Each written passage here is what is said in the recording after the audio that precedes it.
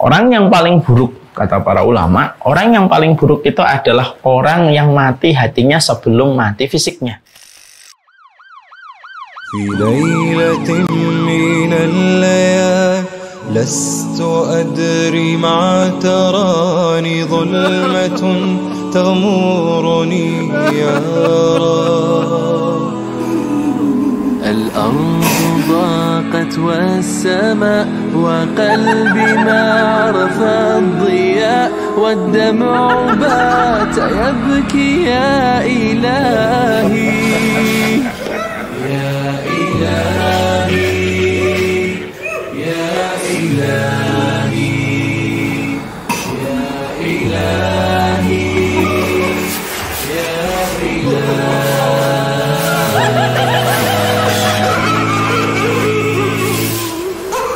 عصيت والذنب كبير وإني في حزني أسير مقيد بذنبي يا رب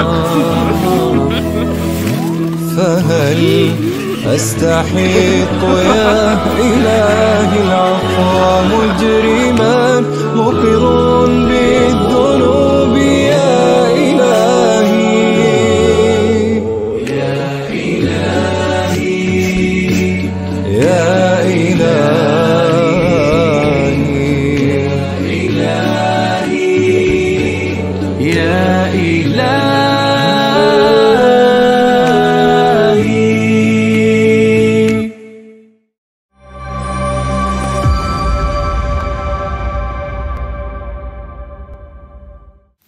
Senang sekali pada kesempatan sore kali ini di tengah guyuran hujan yang begitu deras, kita berjumpa dengan Majelis Taklim Hijratul Kafah, sebuah komunitas taman ilmu yang ada di Jakarta Selatan di Pondok Indah. Saya masih ingat waktu kita sebelum pandemi kita sering berjumpa di kajian-kajian sore menjelang malam sampai Isya, kita berjumpa dan membahas berbagai macam rumpun pembahasan yang ada di Tazkiyatun Nafas. Saya juga meminta maaf 2 kali kita pending dari jadwal yang seharusnya kita selenggarakan karena udzur yang datang. Semoga Allah memberikan kebaikan, Allah memberikan persaudaraan kepada seluruh para pengurus di Hijratul Kafah. Dan tentunya semoga memberikan keberkahan. Kapan-kapan ditunggu kehadirannya di Rumah Kreativitas Dakwah Syamilah. Insya Allah semoga semakin mengentalkan nilai kekeluargaan di antara kita, semoga kita menjadi keluarga di antara keramaian umat.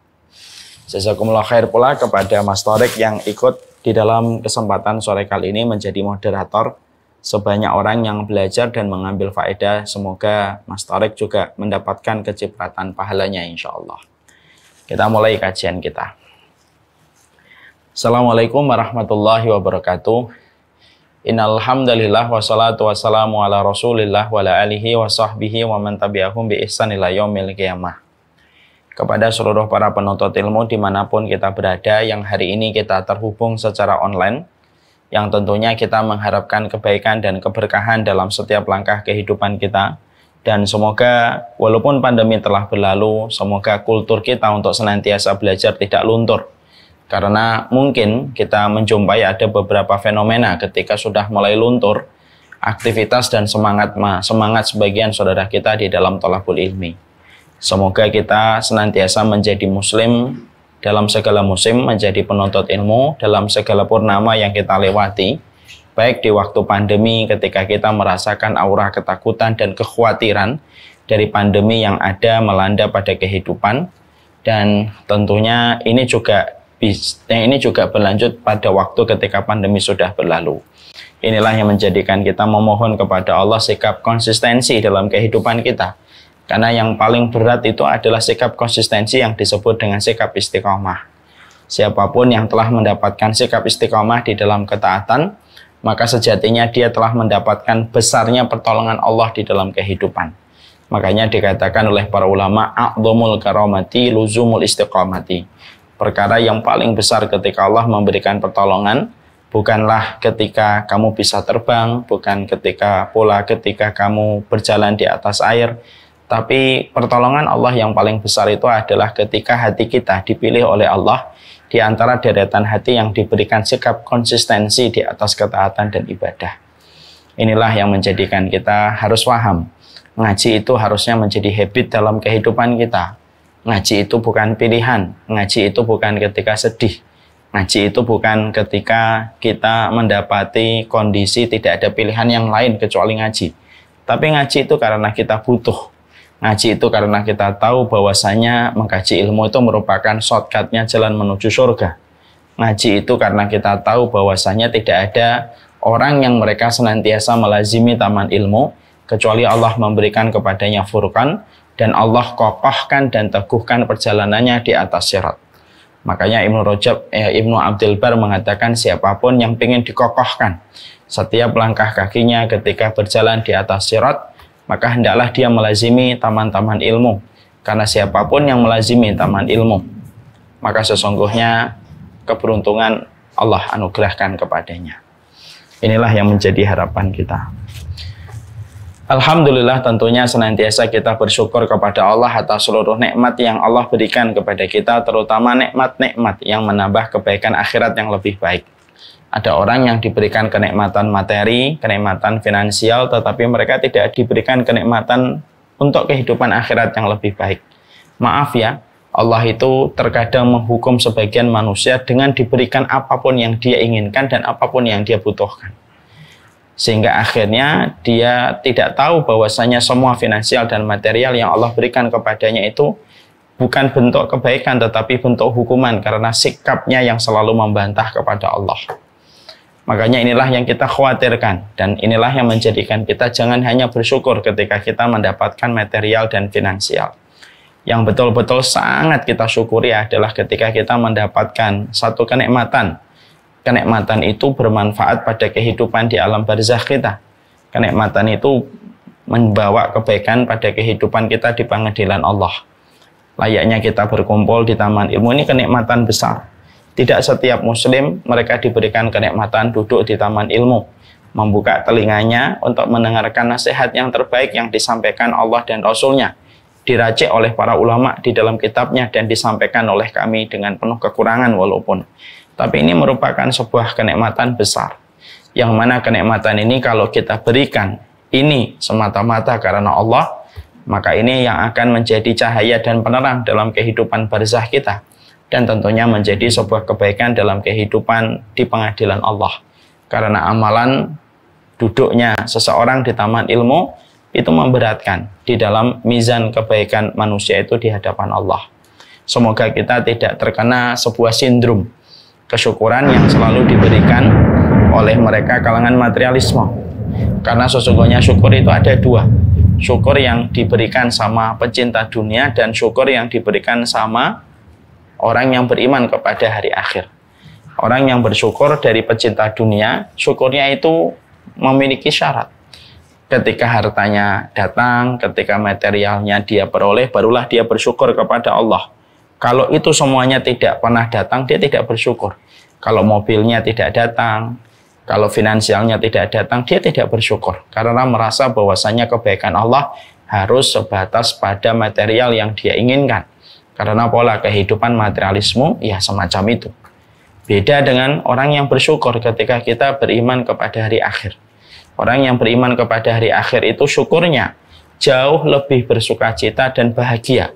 Mendapatkan sebuah kenikmatan yang membawa kehidupan akhirat yang lebih baik daripada bahagianya ketika mendapatkan kenikmatan yang bersifat duniawi. Dia tetap senang, dia tetap bersyukur mendapatkan kebaikan Allah dari kenikmatan duniawi. Tapi rasa syukurnya, rasa bahagianya lebih besar ketika dia diberikan kemudahan melakukan sesuatu yang membawa kebaikan untuk akhiratnya. Dia lebih senang ketika malamnya dibangunkan oleh Allah, dia lebih senang ketika sorenya diberikan pertolongan oleh Allah untuk berzikir, dia lebih senang ketika diberikan kesempatan untuk duduk di taman ilmu, dia lebih senang kalau dia diberikan rasa rindu kepada Quran, rasa rindu kepada apapun kebaikan, maka itulah syukurnya orang yang beriman kepada hari akhir. Sekali lagi, saudara-saudara yang kami cintai, syukur itu terbagi dua. Syukur yang diberikan pecinta dunia dan syukur yang diberikan orang yang beriman kepada hari akhir. Pada keduanya ada cita rasa syukur yang berbeda. Nah, inilah yang menjadikan kita bersyukur kepada Allah, dan kita bersyukur semoga kita termasuk yang kedua. Bersyukur dengan cita rasa keimanan yang kita sikapi dari keimanan pada urusan akhirat kita. Inilah yang menjadikan kita bersyukur, dan semoga Allah selalu menolong kita dalam setiap kesyukuran kita kepadanya, karena syukur kalau bukan karena pertolongan Allah, mustahil kita mampu bersyukur kalau bukan apa yang Allah berikan pada kehidupan kita. Allahumma a'inna ala dzikrika wa syukrika wa husni ibadatik. Ya Allah, tolonglah kami untuk selalu mengingatmu, tolonglah kami untuk senantiasa bersyukur kepadamu apapun kondisinya, dan tolonglah kami untuk senantiasa beribadah yang benar di sisimu. Inilah yang menjadi harapan besar kita, karena syukur dan sabar merupakan dua kendaraan besar yang selalu mampu menghantarkan seorang hamba menuju kepada samudra ridho dan cintanya Allah.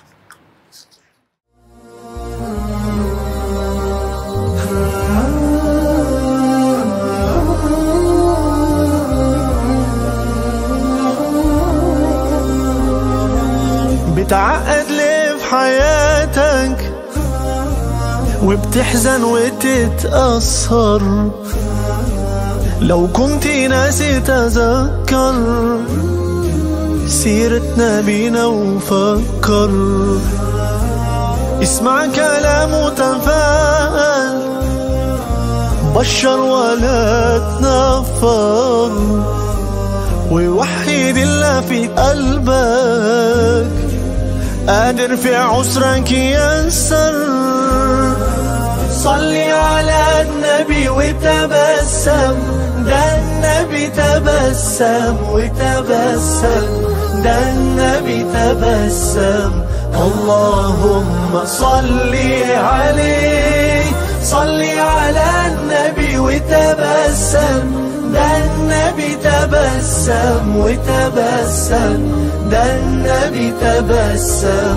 اللهم صل عليه. Kita pada kesempatan hari ini akan meneruskan kajian, yaitu tentang tazkiyatun nafas. Tentunya kita paham betul yang menjadi sebuah basic latar belakang kenapa materi tazkiyatun nafas ini penting untuk kita kaji bersama. Pelan-pelan prosesnya kita kaji, karena kita harus paham why-nya mengapa kita harus mempelajari tazkiyatun nafas. Saya setiap pertemuan selalu saya menyampaikan apa yang harus kita lakukan, apa yang harus kita kerjakan, ya, apa yang kita harus pahami ketika kita mempelajari tazkiyatun nafas. Tapi setidaknya saya ingin mengulang kembali salah satu why-nya. Kenapa kita mempelajari tazkiyatun nafas? Karena salah satu di antara jawaban yang bisa kita berikan kepada diri kita ketika kita bertanya why-nya apa sih kita harus belajar tazkiyatun nafas? Karena sesungguhnya belajar tazkiyatun nafas itu akan menjadikan kita mendapatkan afiat dalam kehidupan kita, dan tidak hanya mendapatkan kesehatan fisik. Kalau ada orang yang berkata, yang pernah kita dengarkan di waktu kecil, mensana in corpore sano, bahwasanya pada diri yang kuat terdapat jiwa yang kuat, ternyata tidak betul. Hari ini kita menjumpai sebuah fenomena yang sangat miris. Berapa banyak orang memiliki fisik yang sehat tetapi memiliki kejiwaan yang menyimpang, dengan berbagai macam penyakit turunan-turunan yang ada di penyakit kejiwaan. Hari ini kita sering dihebohkan dengan berbagai macam fenomena miris yang kita tidak membayangkan, tapi itu sejatinya terjadi. Ada seorang pembunuh memutilasi korbannya, disimpan di dalam box, dan tetap bisa tersenyum ketika ketemu orang. Kita menjumpai anak-anak hanya merebut handphone, dia bisa membunuh seorang anak yang lain tanpa dia tahu apa alasan dia harus membunuh anak itu. Ada kisah lagi yang lagi heboh, ada dua orang anak membunuh anak kecil karena pengen menjual ginjalnya. Belum lagi fenomena perzinahan, belum lagi kita menjumpai orang yang tidak lagi bisa melihat bentuk fisiknya lalu dia berpindah kelaminnya.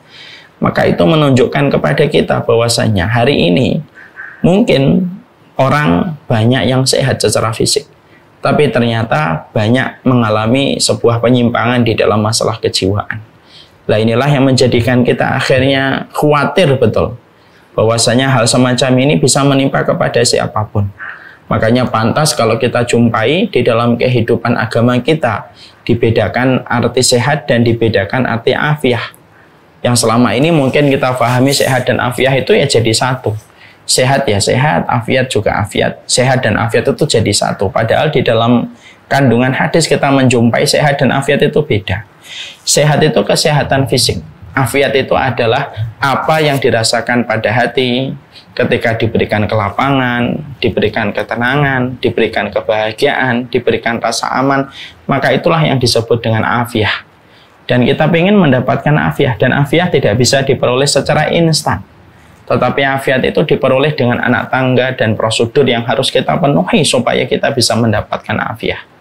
Dan inilah yang kita paham. Di sisi yang lainnya, kita juga akhirnya tahu hari ini, di akhir-akhir ini banyak sekali penelitian yang membuktikan ternyata penyakit-penyakit fisik itu ditimbulkan. Penyakit-penyakit fisik itu ditimbulkan dari berbagai macam pola pikir yang ada di dalam hati seseorang ketika bermasalah. Bermasalah di dalam amarahnya, bermasalah di dalam emosinya, bermasalah di dalam cintanya, bermasalah di dalam ketenangan jiwanya, yang mana ketidakstabilan apa yang dirasakan oleh kejiwaan berakibat merembet kepada penyakit-penyakit fisik. Bahkan penyakit fisik itu lebih didominasi pencetusnya dan penyebabnya dari pola pikir yang menyimpang. Itu lebih besar persentase kerusakan yang ditimbulkan daripada pola makan yang mungkin sebagian dari kita mungkin melakukan. Makanya inilah yang menjadikan kita semakin paham betapa pentingnya pada kehidupan kita menghadirkan kembali arti tazkiyatun nafs. Dan sesungguhnya tazkiyatun nafs ini merupakan salah satu di antara rumpun ilmu yang memiliki keutamaan besar. Karena objek dari rumpun ilmu yang bernama tazkiyatun nafs itu objeknya itu adalah hati. Dan kalau sudah bicara tentang hati, berarti kita mengingat apa yang disabdakan oleh Rasulullah Sallallahu Alaihi Wasallam. Ketika Nabi bersabda, "Ala inna fil jasadi mudghah, fa in saluhat salahatil a'mal kullaha, fa in fasadatil a'mal kullaha." Sesungguhnya di dalam tubuh kita ada sekerat daging. Kalau dia baik, seluruh yang lainnya amalnya itu akan menjadi baik. Kalau dia rusak, maka seluruh lainnya dan amalnya itu menjadi rusak. Ala wahya al-qalbu, dan itu adalah sekerat daging yang bernama hati. Berarti kalau kita membaca tentang hadis ini, berarti kita bisa memaknai bahwasanya kalau hatinya baik, maka yang lainnya pun baik. Jantungnya baik, livernya baik, lambungnya pun akan baik, otaknya pun akan baik kalau hatinya itu baik. Tetapi ketika hatinya tidak baik, maka jantungnya, livernya pun akan merasakan akibat yang tidak baik dari hati yang tidak baik. Dan itulah sejatinya kenapa di dalam Islam selalu memberikan perhatian yang sangat besar kepada hati. Karena poros kebaikan dan kerusakan manusia itu terletak pada hatinya. Itulah yang menjadikan kita akhirnya mengetahui bahwasanya di dalam Al-Quran porsi ayat yang membicarakan tentang hati dan kejiwaan itu jauh lebih banyak daripada ayat yang membicarakan tentang makanan dan minuman. Artinya, ya karena dominannya masalah kejiwaan, pikiran, dan hati manusia di dalam poros kebaikan ataupun keburukan seorang manusia. Makanya akhirnya kita juga mendapatkan bagaimana setingkat Rasulullah Shallallahu Alaihi Wasallam. Bagaimana Rasulullah SAW, apa tindakan yang dilakukan Allah kepada baginda Nabi jauh sebelum beliau diutus menjadi seorang Nabi dan Rasul. Diturunkan malaikat Jibril, dibedah dadanya Rasulullah 2 kali, dan tidaklah dibedah dada Rasulullah kecuali dibersihkan hatinya. Lalu dikembalikan pada tempatnya, dijahit kembali, lalu turun kembali yang kedua kalinya pun sama, sampai kelihatan bekas jahitannya oleh Anas bin Malik.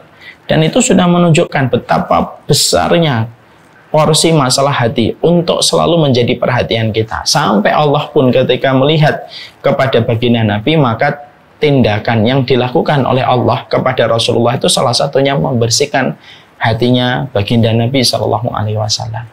Nah, inilah yang menjadikan akhirnya kita masing-masing harus paham. Jangan remehkan apa yang ada pada hati kita. Karena sesungguhnya di sini poros kebaikan kita dan di sini merupakan poros keburukan kita. Kebaikan kita kebaikan kita dalam kehidupan, berkelakuan, dalam berucap, dalam berinteraksi tergantung pada hatinya. Sebagaimana kualitas kesehatan pun sama menyertai tentang itu. Sama pula sebaliknya siapapun di antara kita.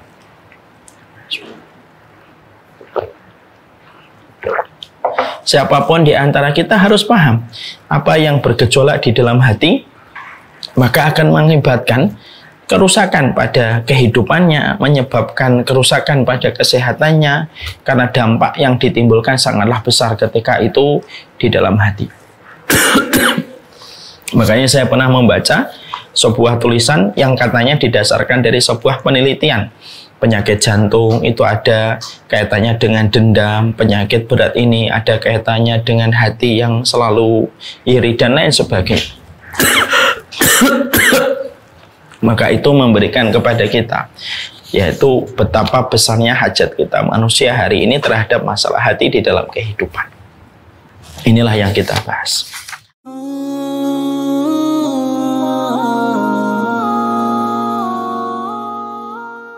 Pada suatu hari Ibrahim bin Adham pergi berburu dan berhenti di tempat peristirahatan. Hasanah itu melebihi semua hadiah-hadiah mewah yang diberikan oleh orang lain kepada kita. Sampai Rasulullah menyampaikan di dalam salah satu riwayat, khairul quruni qarni, tsummal ladzi yalunahum, tsummal ladzi yalunahum. Kenapa doa ini termasuk salah satu doa 40 Rabbana yang kita harus lagi? Masya Allah, luar biasa bagaimana Umar bin Khattab menjaga hatinya. Letakkan peraturan untuk anak, untuk suami, untuk istri, untuk orang-orang di sekitar kita. Jadi mereka sudah betul-betul kosong. Mereka sudah menggadaikan ibunya, menggadaikan anaknya, menggadaikan istrinya, sudah tidak diterima. Mendapati keluarga kita berangkat lebih dulu, jam keberangkatan mereka kepada alam barzah. Anak kita kalau umur 10 tahun tidak menegakkan sholat, kita disuruh mukul. Pukulan yang tidak sakit. Siapapun yang apabila dalam kehidupan ini yang mereka harapkan itu hanyalah apa yang ada di sisi manusia. Maaf ya, coba kita merenungkan. Kalau kita mungkin ketika melihat bagaimana peristiwa, semua tata cara di dalam kita berdoa, contohnya yang menyebut Asmaul Husna, sholawat kita kepada Rasulullah.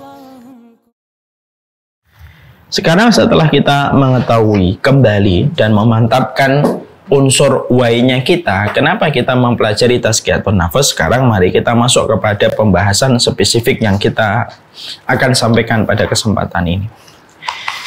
Kemarin kita telah membahas bahwasannya hati itu terbagi menjadi 3. Ada hati yang sehat, ada hati yang sakit, ada hati yang mati. Kita juga membahas pada pembahasan yang akan menjadi perhatian kita, yaitu adalah kita harus mengetahui bahwasanya hati kita itu bereaksi dengan segala macamnya, bereaksi terhadap nutrisinya, bereaksi terhadap vitaminnya. Sebagaimana hati kita itu bereaksi terhadap racunnya. Kalaulah kita di dalam kesehatan fisik kita tahu apa makanan-makanan yang berpotensi bisa mengundang penyakit pada diri kita, kita ini seharusnya lebih banyak tahu apa potensi, apa perkara-perkara yang bisa menjadi potensi sakitnya hati kita. Makanya akhirnya Imam Ibnu Rajab, Imam Ibnu Qayyim, Imam Al-Ghazali lalu memberikan sebuah turunan di dalam pembahasan hati, lalu menyampaikan bahwasanya racun hati itu ada beberapa macam yang kalau kita tidak waspadai maka berpotensi besar menjadi racun. Semakin banyak racun itu mengalir, semakin besar kemungkinan hati menjadi sakit, dan kalau tidak segera ditangani dan tidak segera diwaspadai, maka menjadikan hati itu mati. Nah, ini yang menjadikan akhirnya kita paham, berarti hati itu bereaksi terhadap racun. Dan racunnya hati tentunya berbeda dengan racunnya pada fisik. Racun pada fisik kelihatan kasat mata, sesuatu yang kita makan, kita konsumsi, itu racun pada fisik. Makanya ada sebuah ungkapan bagus. Ada orang terkadang mampu menghindari racun di dalam makanan supaya tidak merusak fisiknya, jasadnya. Tapi banyak manusia yang mereka tidak menyadari ketika mereka menjaga diri dari racun-racun makanan untuk menjaga tubuh mereka, tetapi mereka terus mendatangkan racun pada hatinya. yang akhirnya terjadi adalah matinya hati sebelum matinya fisik. Orang yang paling buruk, kata para ulama, orang yang paling buruk itu adalah orang yang mati hatinya sebelum mati fisiknya.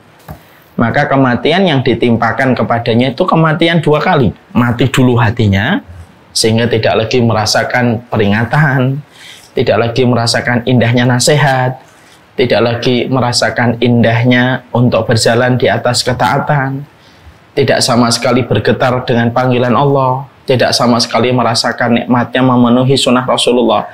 Itu matinya hati. Dan orang yang paling celaka itu adalah orang yang mati hatinya sebelum mati fisiknya. Karena apa? 2 kali mati. Matinya hati itu lebih parah daripada matinya fisik. Orang kalau mati secara fisik, selesai. Udah selesai. Dia tidak lagi bisa menimbulkan banyak kerugian. Dia tidak bisa menimbulkan banyak kerusakan kalau sudah mati fisiknya.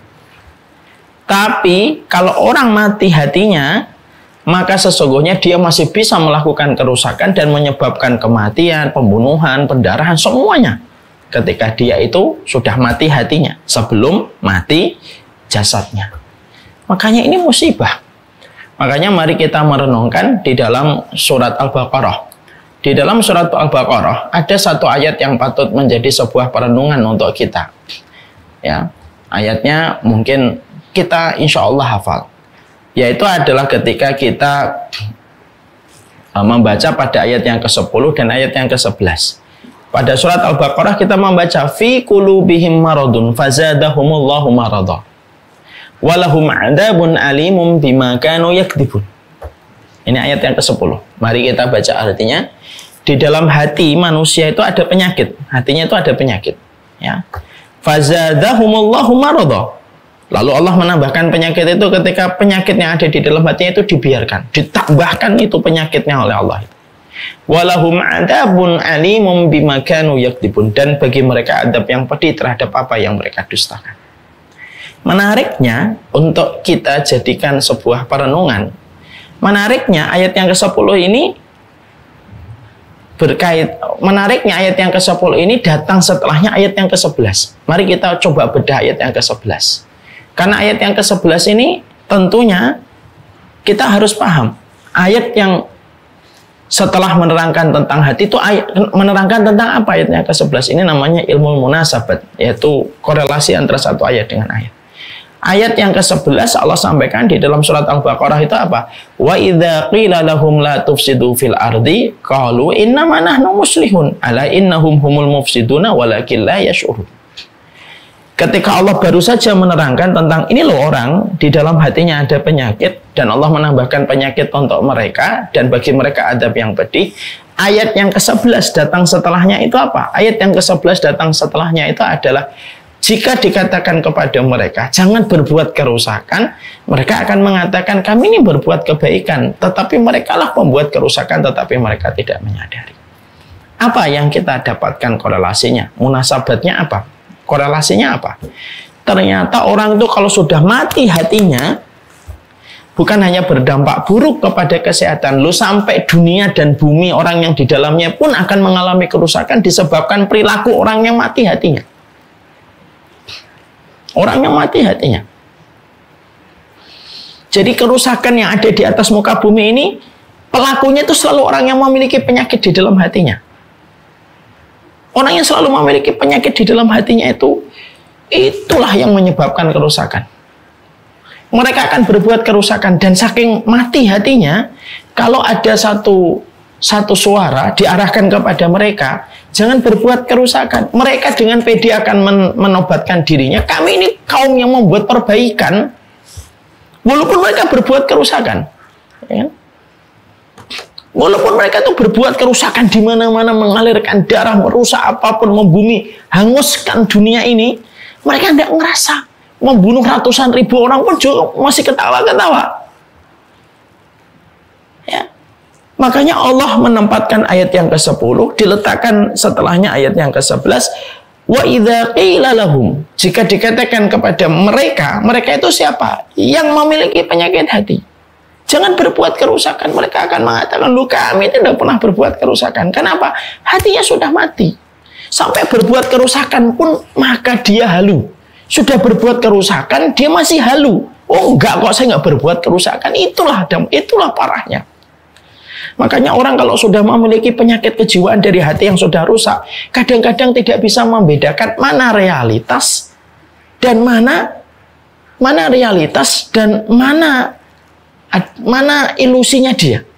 Sehingga dia itu nggak bisa, ini realitas atau ini kenyataan, ini realitas atau ini hanyalah pikiran saya sendiri, ilusi saya sendiri, itu nggak bisa membedakan. Itu salah satunya kan. Sampai akhirnya Allah menyampaikan kepada kita kan, lu sampai orang yang kalau sudah mati hatinya, lu berbuat kerusakan, ngalirkan darah, mungkin bunuh ratusan ribu orang, sebagaimana saudara-saudara kita mungkin yang ada di belahan dunia, misalkan di Irak, ada di Yaman, dibunuh sama seseorang gitu. Lalu akhirnya orang yang membunuh itu tidak pernah merasa bahwasanya itu berbuat kerusakan. Mereka merasa apa? Oh, kami itu berbuat perbaikan. Itu yang kita khawatirkan. Makanya akhirnya hari ini kita menjumpai banyak tindakan dan fenomena miris yang kita jumpai di dalam kehidupan bermasyarakat hari ini, dengan berbagai macam gejala yang membuat kita sedih, sekaligus pula membuat kita terkuras energi kita gitu ya. Dan kita itu ternyata mendapati, Masya Allah, itu selalu ada kaitannya dengan masalah hati. Sehingga akhirnya ada orang yang playing victim, dia sudah bersalah tapi bisa menggugat orang yang dia yang salah. Dia mungkin yang melakukan pelanggaran tapi dia bisa menggugat sama orang lain. Itu akan terus ada, dan ini merupakan sebuah realita. Hari ini kita berada pada zaman itu. Ya ilahal wujud, qad sa'imtul. Jauhkanlah orang ini dari neraka ya Allah. Ketika pandangan, maka sesungguhnya Al-Quran itu memetakan orang-orang yang mereka tidak pernah ingat. Mereka rela terstruktur, terevaluasi di dalam proses mereka belajar peristiwa. Yang mana peristiwa itu satin orang. Maka kelak pada kehidupan di akhirat, mereka nanti lapor hisab kemudian mulai dilakukan. Maka ketika hisab itu sudah mulai dijalankan, tapi mereka tidak jahat, mereka tidak mendolimi. Tidak ada orang yang kebingungan dalam kehidupan di akhirat, kecuali kebingungan tidak pernah punya istri dan Allah tidak punya anak. Allah nanya kepada orang Nasr, yang satunya tidak mau masuk lagi ke lubang itu. Semacam itu. Ketika sudah bicara tentang bagaimana apinya itu berisi di dalamnya air, dan mereka menyangka bahwasanya mereka akan diberikan kesegaran sejenak. فحملت الهدى صادقا في المدى. Ya, makanya inilah yang menjadikan kita semakin paham betapa mengerikannya masalah kondisi hati kalau kita biarkan. Cukuplah perkataan yang disampaikan ulama mengingatkan saya, mengingatkan antum semuanya. Yang kita dapatkan apa? Kematian hati sebelum kematian fisik. Kematian hati sebelum kematian fisik itu merupakan sesuatu yang paling besar di dalam kehinaan. Karena matinya fisik itu lebih baik daripada matinya hati. Kata para ulama, matinya fisik lebih baik daripada matinya hati. Orang kalau sudah mati fisiknya, mati jasadnya, sudah selesai. Dia tidak akan berbuat apapun lagi. Tapi kalau ada orang yang mati hatinya, tapi tidak mati fisiknya, dia akan terus membuat keonaran, kerusakan, pertumpahan, dan berbagai macam hal. Disebabkan kondisi hatinya yang mati. Nah, itulah yang menjadikan kita harus paham. Lalu setelah kita memahami bahwasanya kita dituntut, karena kita merupakan owner ya, kita ini kan owner. Kita merupakan owner dari kita ini merupakan owner dari hati kita. Karena kita adalah owner dari hati yang kita miliki, itulah yang menjadikan kita dituntut untuk paham. Apa itu perkara? Apa itu yang bisa menjadi racun bagi hati kita? Yang ternyata kalau kita membiarkan itu diresap oleh hati kita, ya tentunya menyebabkan berbagai macam kerusakan yang berdampak pada kondisi hati kita. Maka kata Imam Ibnu Qayyim, kata Imam Al-Ghazali, kata Imam Ibnu Rajab, maka setidaknya racun hati itu ada 4. Sebelum kita membahas itu, tentunya Abdullah bin Mubarak patut kita renungkan perkataan beliau. Ra'aitud dunuba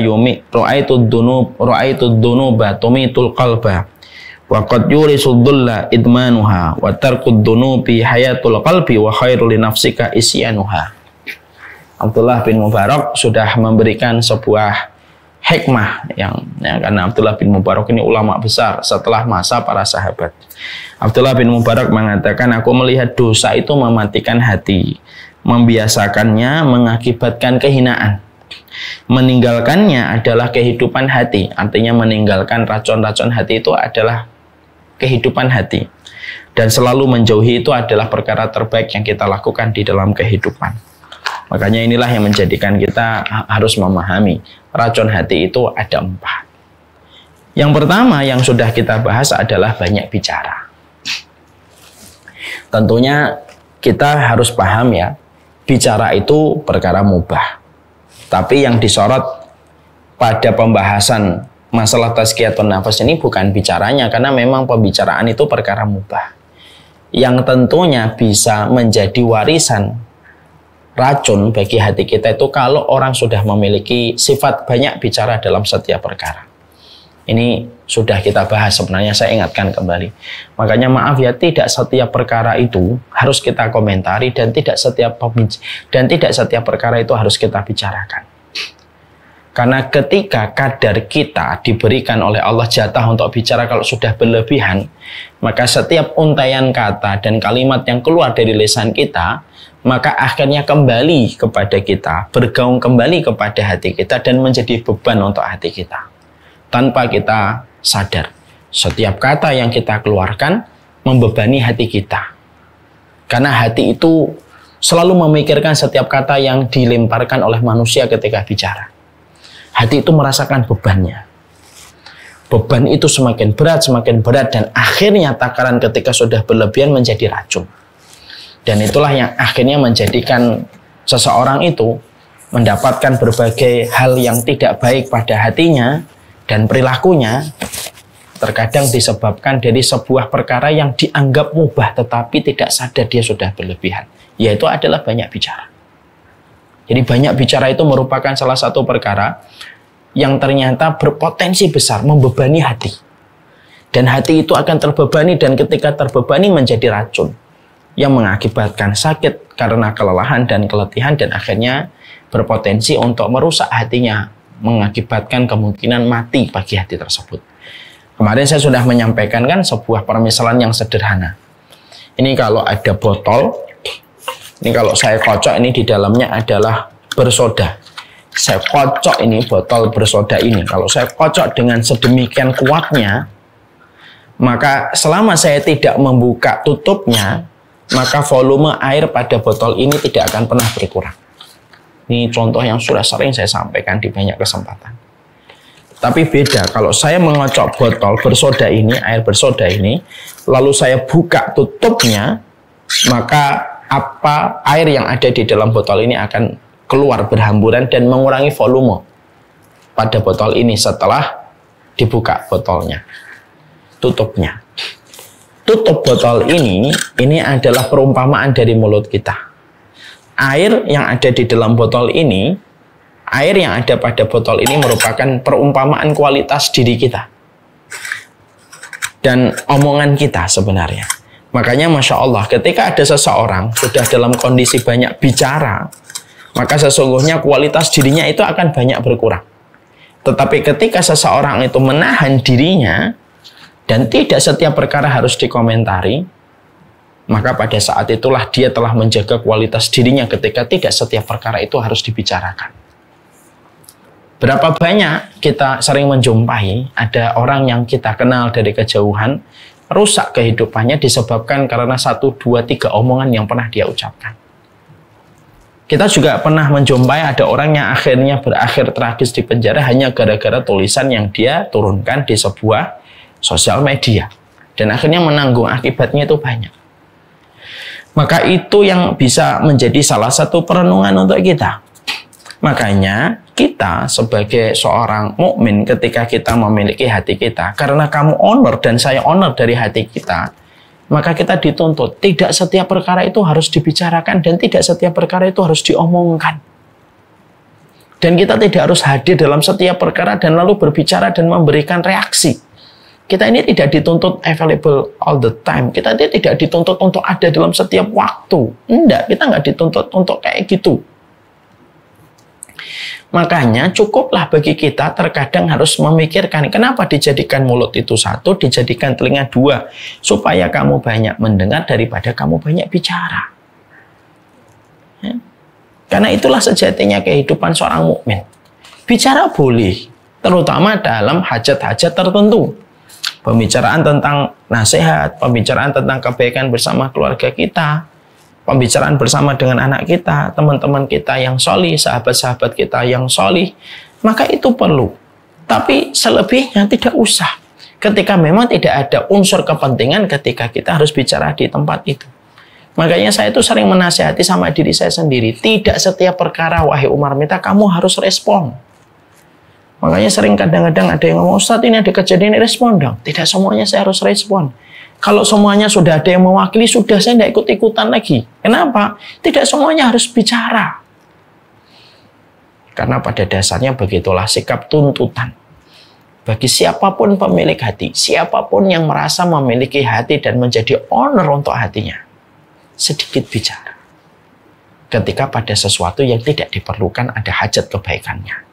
Banyak bicara pada saat diperlukan dan memang ada hajat kebaikannya.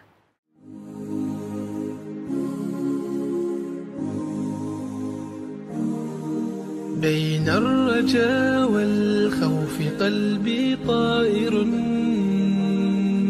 ومن اليقين النور بيض جوانحي فوق السحاب يطير حرا مدركا نسمو كماله للكون وجه آخر نحيا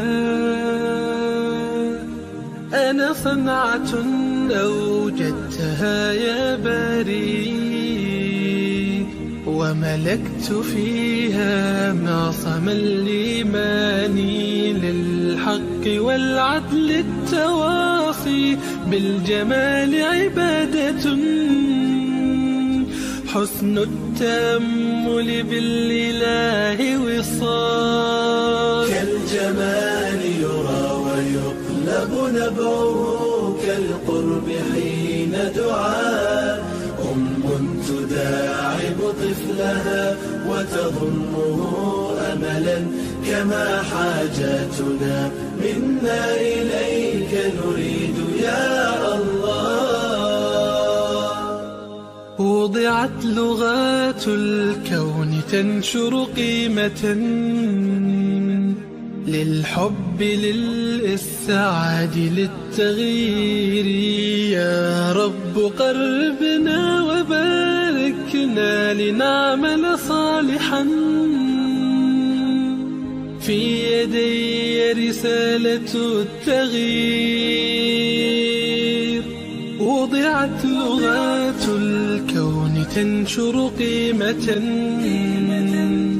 للحب للسعادة للتغيير يا رب قربنا وباركنا لنعمل صالحا في يدي رسالة التغيير.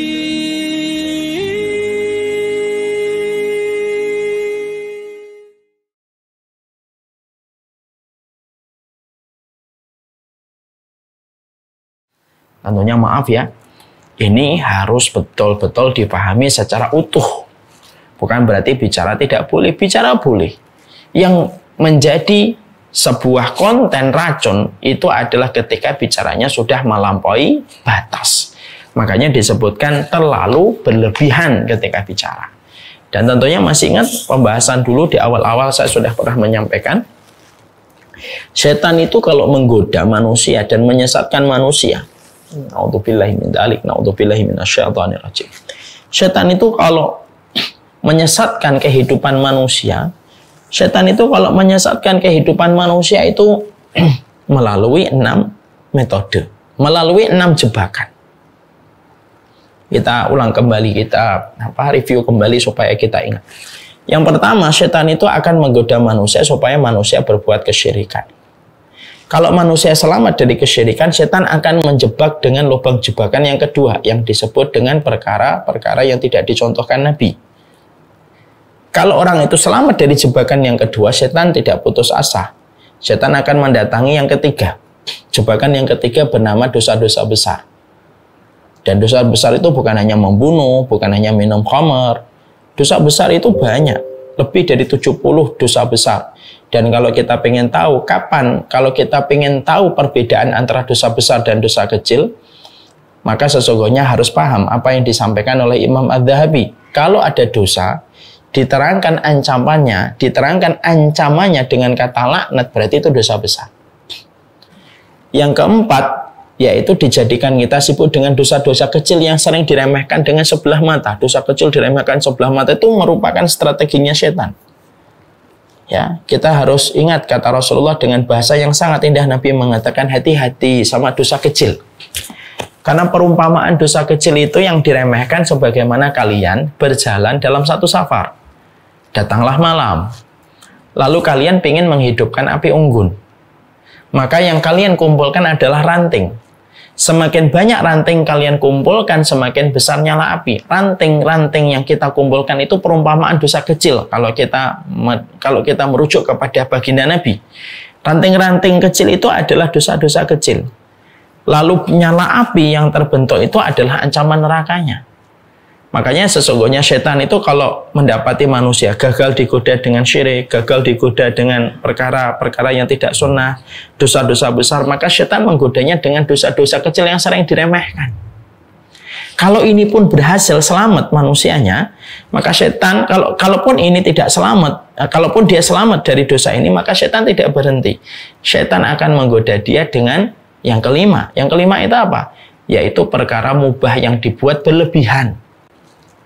Jadi perkara mubah, perkara yang diperbolehkan. Perkara mubah itu tidak ada potensi pahalanya, tidak ada potensi dosanya. Namanya mubah. Tapi perkara mubah itu dijadikan salah satu strateginya setan. Karena setan itu memiliki ilmu tingkat tinggi bagaimana merubah sesuatu itu bisa menjadi penghalang manusia untuk meraih rahmatnya Allah. Nah, dia itu memakai celah-celah yang kadang-kadang lembut, yang tidak dirasa. Karena sekali lagi saya menyampaikan untuk nasihat kita bersama, setan itu kalau gagal di satu dosa, dia akan berimprovisasi dengan dosa yang lain, yang tanpa disadari sama orang itu.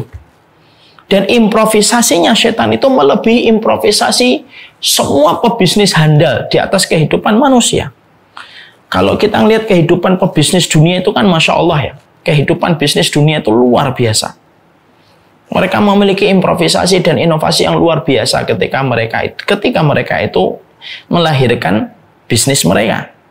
Tapi Masya Allah ya, setan itu, na'udzubillahi min dzalik, setan itu ketika gagal dalam satu inovasi, dia berimprovisasi. Makanya maaf ya, Bapak dan Ibu, seluruh santri dan para santriwati, paham nggak kenapa Allah itu mengatakan bahwasanya setan itu musuh yang nyata, aduwwum mubin, ada kata mubinnya. Karena memang setan itu tidak pernah lelah, tidak pernah letih berimprovisasi. Dan satu lagi, setan itu tidak punya belas kasihan sama manusia. Makanya disebut dengan keterangan tambahan oleh Allah, aduwwum mubin. Tidak hanya disebut musuh, tapi ditambahi dengan keterangan aduwwum mubin, sifat musuh. Ini mubin ini, jelas ini musuh kamu ini, nyata dia itu. Maaf ya, kalau manusia dengan manusia bermusuhan, bisa jadi musuh kita masih punya belas kasih. Ketika musuhnya merengek-rengek, menangis-nangis, minta untuk diampuni, minta untuk dimaafkan. Mungkin musuhnya manusia dengan manusia masih punya belas kasihan. Tapi kalau setan, dia tidak memiliki belas kasihan. Makanya ketika dia gagal kepada satu dosa inovasi, berimprovisasi, maka yang dilakukan setan itu apa? Kalau ada manusia gagal digoda dengan syirik, digoda dengan perkara yang tidak sunnah, gagal digoda dengan dosa besar, gagal digoda dengan dosa-dosa kecil, maka setan itu datang membawa sebuah improvisasi, perkara mubah dibukakan kepada manusia. Ini mubah kok, ini mubah, ini mubah, ini mubah, ini mubah, ini mubah. Kerjain.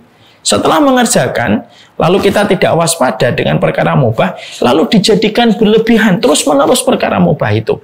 Menghabiskan waktunya, menghabiskan energinya, menghabiskan kesempatan-kesempatan emas untuk beramal sholih, meninggalkan amal-amal prime time untuk beramal sholih, ketika dia sudah disibukkan dengan perkara mubah. Dan ironisnya, orang yang disibukkan perkara mubah itu sebagian besar tidak pernah sadar kalau dia sedang dibelenggu dengan bisikan dan godaan syaitan. Karena orang kalau sudah dibelenggu dengan perkara mubah yang dibuat berlebihan itu apa? Orang itu akan mengatakan, oh ini kan mubah, nggak dosa. Ini kan bukan sesuatu yang dosa. Ini kan bukan dosa, nggak apa-apa ini. Dan itu selalu dijadikan sebagai alibi untuk membenarkan sikap bahwasanya perkara berlebihan itu tidak apa-apa. Tanpa dia sadari waktu untuk beramalnya hilang, prime time-nya untuk melakukan ketaatan hilang, melakukan yang berkualitas hilang, semuanya jadi hilang. Dan akhirnya terjebaklah dia kepada satu posisi yang sangat mengkhawatirkan. Dikatakan oleh Rasulullah, orang yang paling dibenci oleh Allah adalah orang yang melakukan sesuatu untung dunia enggak, untung akhirat juga enggak. Nah itu yang akhirnya menjadikan seseorang paham. Makanya pembicaraan itu perkara mubah. Karena saya perlu menegaskan inti kembali, karena mungkin di antara kita nanti ada yang tanya, lu kan ngomong kan tuh kan nggak apa-apa Ustaz. Memang betul nggak apa-apa. Tapi yang nggak boleh itu adalah ketika berlebihan. Dan terkadang ketika hari ini kita berada pada zaman sosial media dengan gadget mutakhir yang ada di telapak tangan kita, kita ini seakan-akan didorong-dorong dari belakang tanpa kita sadari untuk selalu komentar apa saja. Ini komentari, itu komentari, ini komentari, singgah ke sana, singgah ke sini, singgah ke sana, komentari. Dan kita juga harus paham lah bahwasanya al-yadu tahullu mahallal lisan, al-kitabatu tahullu mahallal lisan. Bahwasanya kalau ada orang beralasan, kan saya nggak ngomong Ustaz, nulis. Para ulama kan juga sudah ngomong, tulisan itu menggantikan posisi pembicaraan. Dan berapa banyak orang yang mereka akhirnya menyadari pembicaraan itu akhirnya menjadi sesuatu yang disesali. Sangat disesali.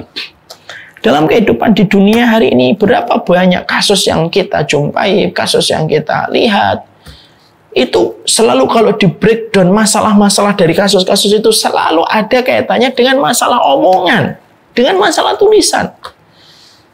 Dan ironisnya kita hari ini dikepung dengan berbagai macam aplikasi supaya kita itu ngomong dalam setiap perkara. Perhatikan setiap aplikasi yang ada. Sampai game aja, bukan hanya game sekarang, tapi juga ada omongannya. Keluarlah kata sumpah serapah yang harus diperdengarkan ke banyak orang. Lu sampai game pun disusupi dengan sebuah program bisa ngomong, terorganisir dengan member yang lain atau player yang lain untuk bisa bicara. Semuanya seakan-akan mengarah kepada manusia. Ngomong, tulis, komen. Terus-terusan. Dan akhirnya tanpa disadari itu daya efek damage-nya, kerusakannya dari satu pembicaraan. Para ulama ngomong, tidaklah orang banyak bicara. Yang lelah itu bukan mulut, yang lelah itu hati. Hatinya lelah, berdenyut dalam setiap perkataan yang keluar, dia harus memikirkan perkataan itu bagaimana. Setiap omongan lagi dipikir lagi, setiap omongan lagi dipikir lagi, setiap dia ngomong dipikir lagi. Tanpa disadari bahwasanya itu sudah menjadi rongsokan dalam kehidupan kita dan menjadi racun yang menjalar kepada hati kita. Ya. Nah, ini yang menjadikan akhirnya kita memahami betul. Kita ini tidak selalu dituntut untuk banyak ngomong. Dan kita tidak selalu dituntut untuk bisa berkomentar dalam setiap perkara. Ya. Makanya dengan mengistirahatkan lisan, mengistirahatkan mata, mengistirahatkan perut, itu salah satu tanda kebaikan. Makanya dokter aja masalah makanan. Makanan kan mubah. Nanti kita akan bicara pada poin yang kedua. Racunnya hati yang kedua itu apa? Di situ saja kita menjumpai ya. Kita mendapati ya, bahwasanya setiap nasihat para dokter untuk memberikan nasihat kesehatan kepada orang itu selalu salah satunya apa? Kurangi makan. Karena beban yang dirasakan oleh tubuh ketika harus mengunyah setiap waktu itu terlalu berat. Kurangi makan ketika malam. Lu malam aja ada sebuah arahan medis. Kalau malam nggak usah makan. Minum aja. Supaya organ tubuhnya istirahat. Sama ini. Berarti sama pula dalam konteks poin yang kita sedang bahas. Bicara itu, hati itu terus merasakan dampaknya. Makanya kalau kita ngomong terus itu, ya dampaknya besar itu. Hatinya jadi lelah betul. Kayak organ tubuh pencernaan yang terus memompa untuk menggiling makanan. Tidak pernah berhenti. Dan akhirnya menjadi berbagai macam keletihan yang berakibat kepada kerusakan pada kesehatan. Intinya ya kita menegaskan kembali di sini. Inti betul yang kita pelajari hari ini. Mari kita didik lisan kita. Untuk tidak semuanya harus berkomentar. Tidak semuanya harus diomongkan. Kadang-kadang kamu menemukan kekecewaan apapun dengan istrimu.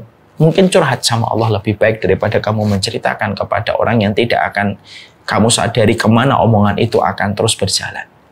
Kamu lagi kecewa dengan suamimu, enggak usah ngomong di media sosial. Curhatlah sama Allah, ngobrol sama Allah. Sebaik-baik pembicaraan itu pembicaraan dengan Allah ketika berdialog dari hati kita, merasakan kehadiran Allah Subhanahu wa Ta'ala. Semoga Allah merahmati kita. Dan inilah mempertegas dulu karena memang sudah lama kita tidak kajian.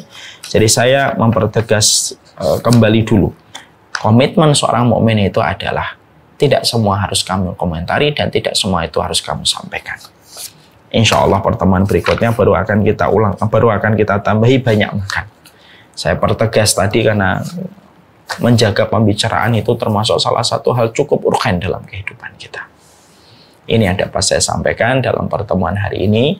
Sebelum saya menyerahkan majelis ini kepada Akhi Thorik, saya mengingatkan kepada seluruh yang hadir di sini.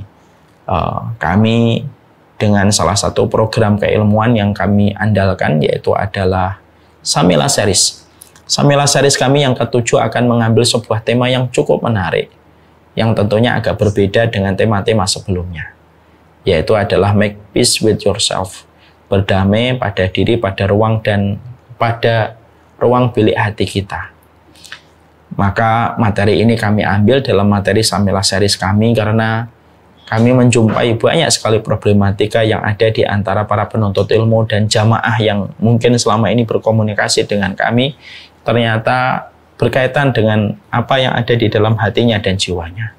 Ada yang memiliki hutang pengasuhan, ada yang mungkin tidak terselesaikan dendamnya, dan lain sebagainya.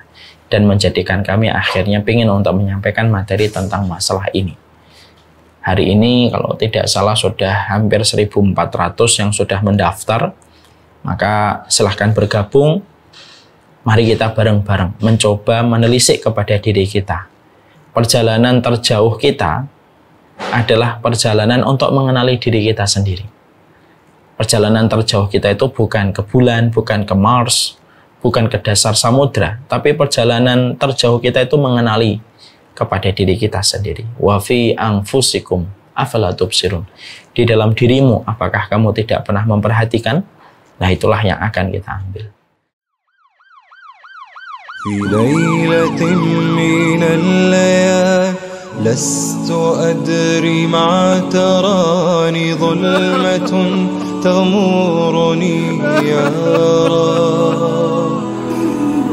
الأرض ضاقت والسماء وقلبي ما عرف الضياء والدمع بات يبكي يا إلهي يا إلهي يا إلهي يا إلهي يا إلهي.